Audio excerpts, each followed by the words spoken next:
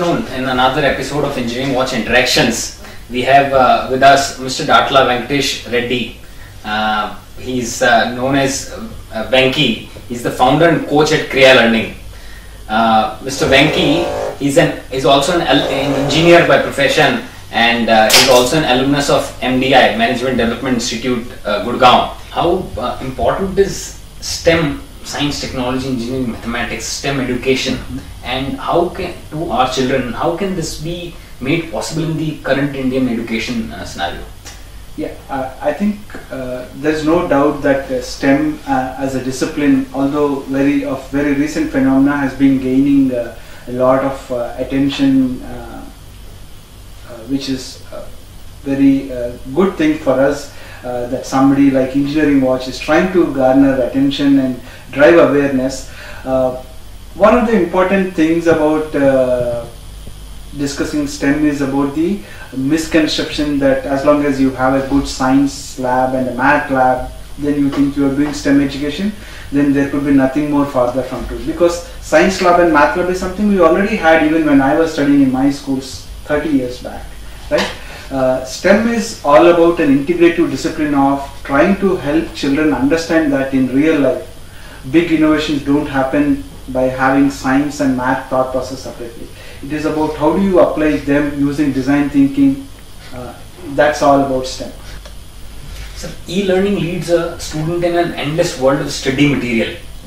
So, how shall a student prioritize this enormous data according to his syllabus? What do you think is the role of teacher in today's changing tech-savvy education paradigm? I think you have asked a very relevant question, which I see even my own child being inundated with so much of information that he probably needs 10 lives if he had to actually go through all the information that is available at his disposal. I think the onus of helping children navigate this ocean without sinking into it is on the teacher in terms of helping him know when to use or when to access information rather than being a passive consumer of all the information that is thrown at him. I think what we need is active creators of content rather than passive consumers. To the extent about what is the tech savvy quotient that a teacher would need, I think if he or she has to help the children, there is a certain level of exposure that the teacher should have before she can navigate. What I understand from what you just said is that in this process of reaching out to students and improve their learnability, teachers play a very important role. You cannot have a parallel structure wherein you have your own person, or a vendor might have his or her own person who is promoting technology. So you have to, teachers are the channel that one has to go through. So in that process, if you have to educate teachers, is there any specific initiative that Creya Learning is undertaken to kind of get teachers under their fold? Although Creya Learning is not into digital content, for whatever solution that we are intending to provide, we are very specific about the school's teachers owning the program. We have a very rigorous 160-hour training program for the teachers to actually understand how this program has to be delivered. A simple way to overcome this hesitation is, school teachers are usually burdened, so there is definitely a certain kind of resistance. So one way to solve this problem is to throw money and get a Creya coach to deliver the program. But we have consciously stayed away from that solution and have said, whatever it takes, even if it is costlier for us to train you rather than putting a person, we would rather go the way of training you rather than me delivering the program directly. That's the essence of it. The coming generation might probably face a greater challenge in terms of competition. What are the initiatives that Creya Learning is undertaking to make educational institutions future ready? Yeah, I think if we mean by being prepared for competition is preparing for competitive exams, there are already hundreds of schools that are doing, and nobody can do it better than India, right? But one thing to note is, if all these students coming out of this hyper competitive preparation schools, each one scoring more than 95% or beyond 95 percentile, is a good sign, then why is it that there is no great invention or innovation coming out of India? So I think there's a fundamental difference in being prepared for a competitive world versus preparing for competitive examinations. Creya learning, I think we have done a lot of research and our own collective experience of being in the industry around 20 years has shown that skills like critical thinking, problem solving, the ability to apply the concept that you have learned, that is what matters rather than knowing the concept itself. Along with technology, what are the other factors that can improve the pedantic methods of knowledge delivery? What do you suggest the not so tech savvy teachers? I think technology, while it is very important to be prepared for 21st century, is not the only end game. I can quote a research from Maine Laboratories US, which did on the effectiveness of different methods of learning and teaching. So while it says about audiovisual aids, which is digital content or technology in the popular perception, increases by 20% compared to a direct lecture method. Discussion actually has an impact of 50% improvement when you allow children to discuss, or one step beyond that, when you actually get them to do hands-on practice what they are actually learning as a concept, it increases by 75%. And when you allow children to actually teach, which is pure learning, because when you teach you really get to understand, so that's 90%. So beyond that 20% learning, you have methods which show an improvement of 50, 75, 90%. So this is what all those not so tech savvy teachers can actually adopt. This requires a mindset change. What is the aim that Creya Learning seeks to achieve through Excel Learning Program? So Excel Learning Program is our flagship offering, which is intended to deliver 21st century skills, as we call. So it's a complementary and supplementary program that works in partnership with schools. We cannot take away the core of what schools do currently. So schools do a great job of laying the conceptual framework. It is only in giving opportunities for children to apply what they have learned in the classroom. That is where I think they need help of specialist providers like Creya or anybody else who has the right program. So Creya is also about an interdisciplinary program which combines science, technology, design thinking, digital media and arts, because we believe all this actually have an interplay when solving real world problems. As long as we help children connect what they learn in class to see how it solves a real world problem, I think that's true learning and on a more permanent plan. Indian education system faces a big challenge of marks-based learning rather than learning by doing. So as Creya Learning, a pioneer of studio-based learning model, how do you intend to inculcate learning by doing attitude in the students? So I think it's very important all of the stakeholders involved join hands. Creya Learning, from our perspective, we are trying to drive this awareness to the two stakeholders. One is to the principals. We conduct a direct engagement. We conduct free workshops where they get to understand what hands-on real world solving is about as opposed to marks-based learning.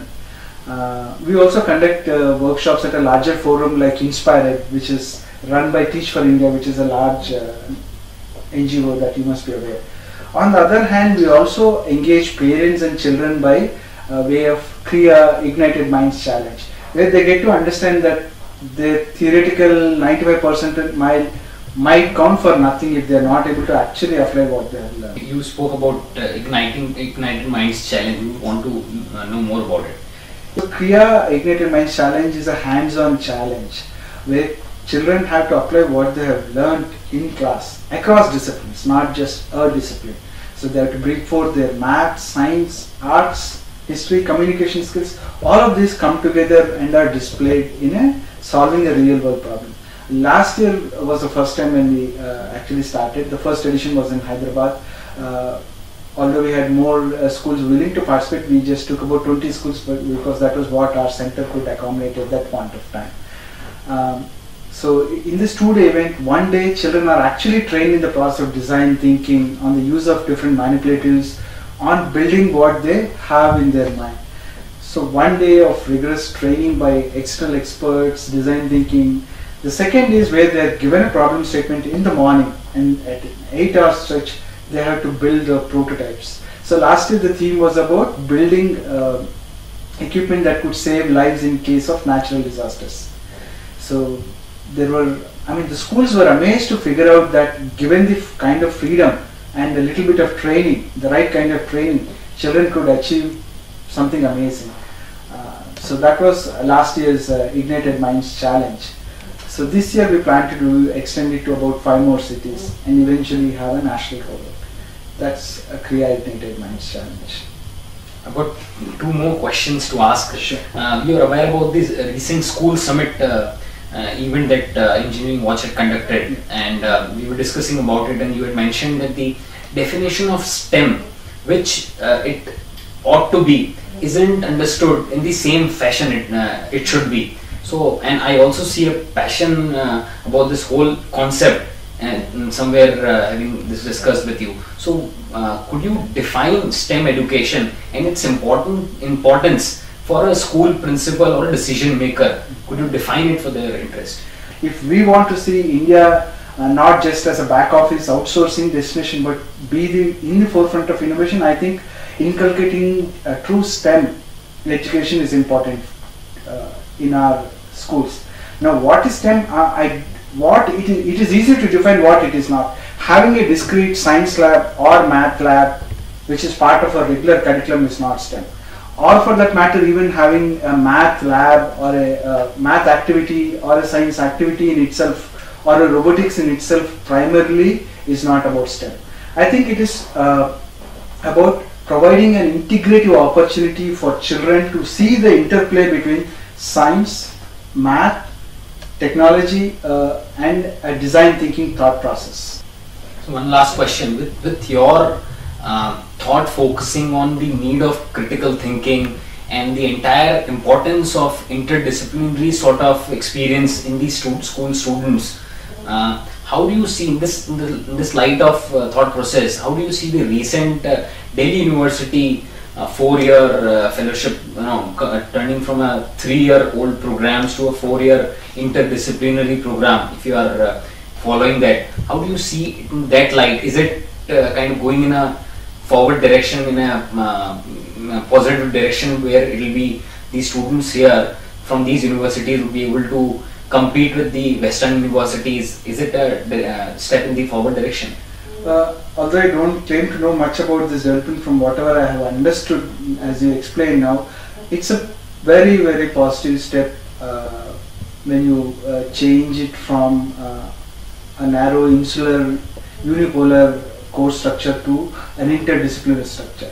And the fact that you have moved from a 3-year to 4-year itself gives you the freedom to spend more time where Indians are known for their breadth but not for their depth. I think this change of or the introduction of a new course helps them to get to the depth as well and compete on an even keel with our global audience.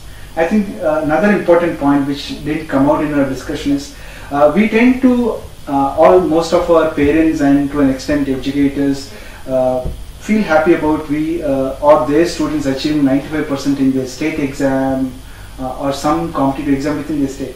But I think our children are no longer going to compete within their state. It's a great way to finish off what Mr. Venkatesh Datla says, that a student of today has to prepare himself or herself for the international competitive scenario, and that is where STEM education somewhere comes into picture. So we thank Mr. Venkatesh Datla for having come to Engineering Watch studio and having spent time with us. We and our audience have gained considerably because of his visionary thought process on schools, what should be taught in schools, and how teachers play and will continue to play an important role in improving the learning of students. Thank you. I think the pleasure has been mine, and I wish good luck to Engineering Watch for all the good work it is doing. Thank you.